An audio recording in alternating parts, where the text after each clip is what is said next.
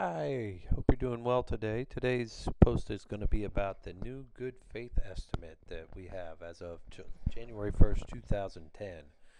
It's a completely different form. It's got some good things and some bad things. I thought I'd take a few minutes and just kind of go through it with you and you know, let you know about it from the perspective of a seasoned mortgage veteran. At any rate, here it is. Today's example is put together based on a $200,000 sales price with 20% down. So we got a loan amount of $160,000.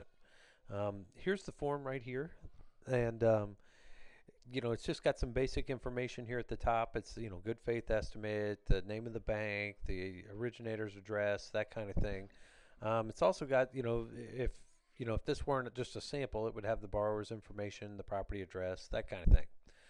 Page one here's got some things talking about how long the terms are good for, and that type of thing.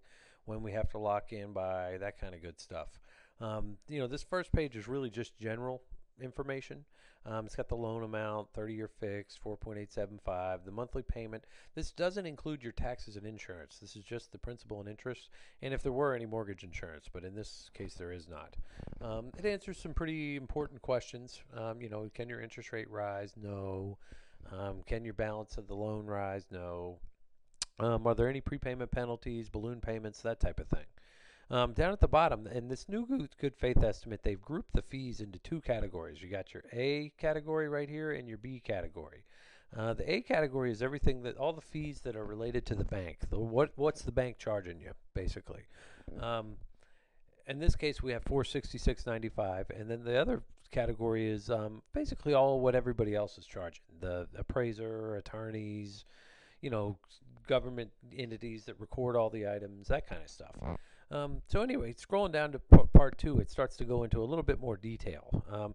Again, it states the $466.95. If there were any origination or discount points, they'd be added in here. But in this case, these people are doing a no points loan.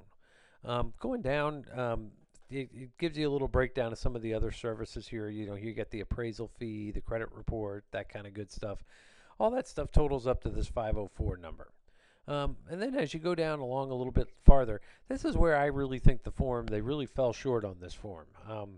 You got the title services here, title and lender services. This is what the attorney is charging plus the title insurance for the lender. As you can see, they just total it up. They don't really give any kind of a breakdown.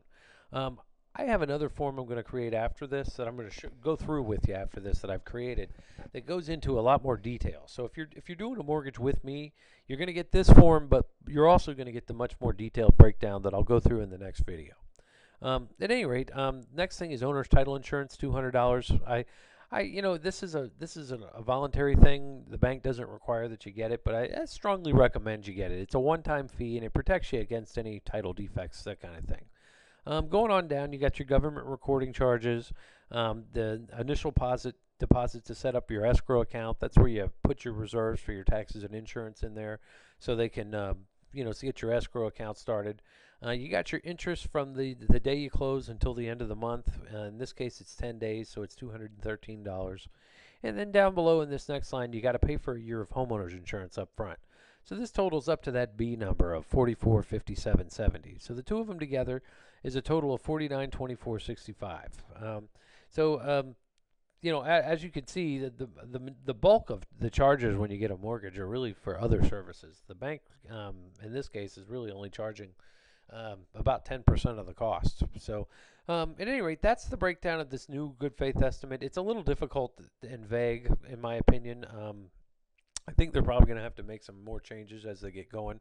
But just look out for this next video I'm going to create. It's got much more detail, and it does a much better job of kind of breaking everything down. So anyway, that's it for this form. And, this last page is really just kind of a generic, got some disclaimers, that kind of thing in it. But the real nuts and bolts, the numbers are all encapsulated in the page 1 and 2. Anyway, that's it. Please leave comments, questions. How could I improve on this post? I'd love to hear any kind of feedback you have.